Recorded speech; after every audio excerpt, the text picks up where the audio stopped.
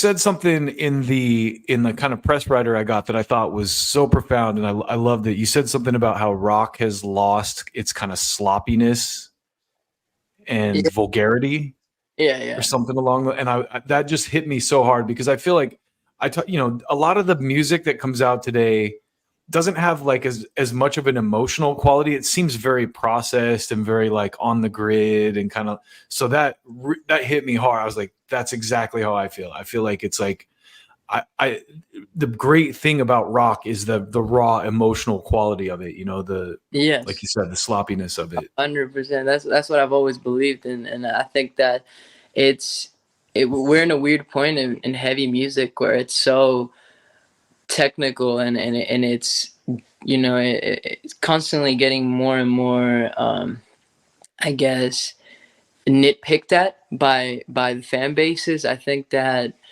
it's a weird thing. I don't know why the heavy music world and the rock world has gone like that. It's I think it's around to change again. I think it's just around the corner to go back to how it used to be, especially because other genres of music have kind of evolved to that like type of energy, I guess. I would say like modern rap and like, artists like Playboi Carti and like Travis Scott. I think that their fan bases are fucking insane, like they're very like um a lot of them are very like I would say a bunch of like just like hype ass kids, man. Like I don't know, like we It's very unhinged, yeah, it's very and like, it's some- what not a good fan base, but I would say going to those shows is the most fun I've had since going to shows like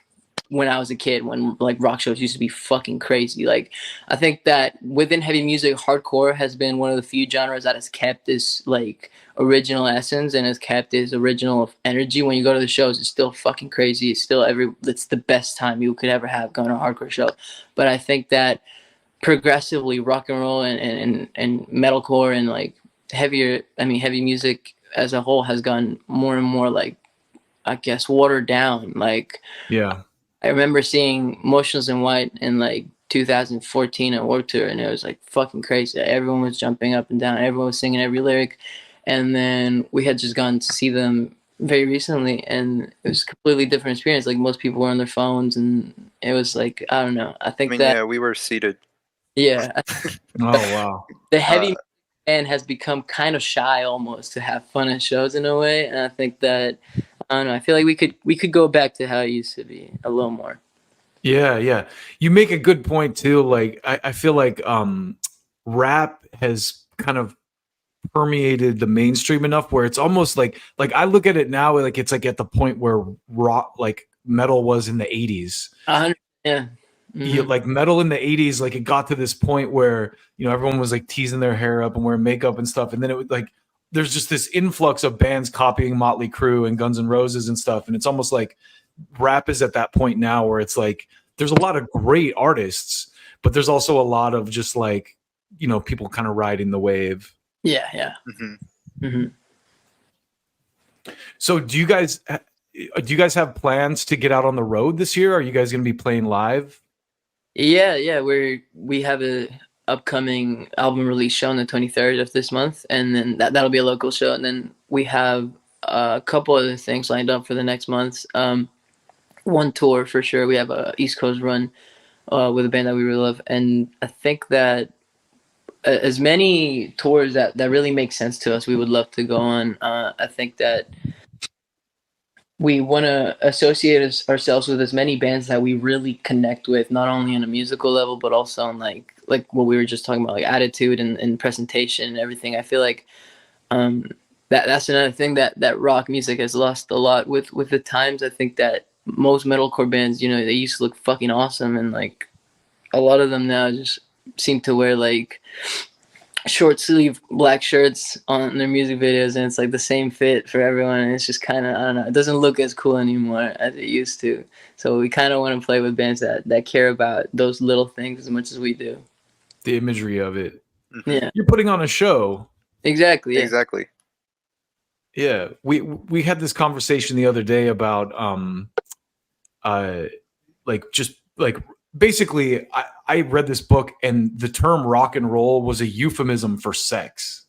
Like that's where it came from, kind of. And so we were just talking about like part of like rock and roll has sexual energy, but it also like part of the performance aspect is looking good.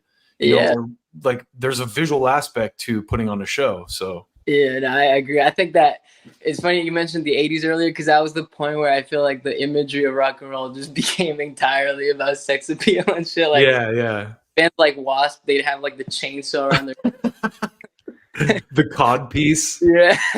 Yeah. It's funny because grunge knocked all that stuff out It really when did. it hit, but I go back and listen to that stuff now and there's a lot of great music from that era too, you know, Yeah. it got ridiculous to a point. I forgot about the cod piece, man. No, I think that Motley Crue had like wild images too. There's just there was such a I think like a peak that they hit in the 80s of like overly doing it all too much. I think it had to collapse and it had to regain its like basis again and like its essence. And then I think it's gonna slowly go back to being like as controversial in imagery and as like wild. I mean, hopefully not in a bad way as it used to be a lot in the 80s.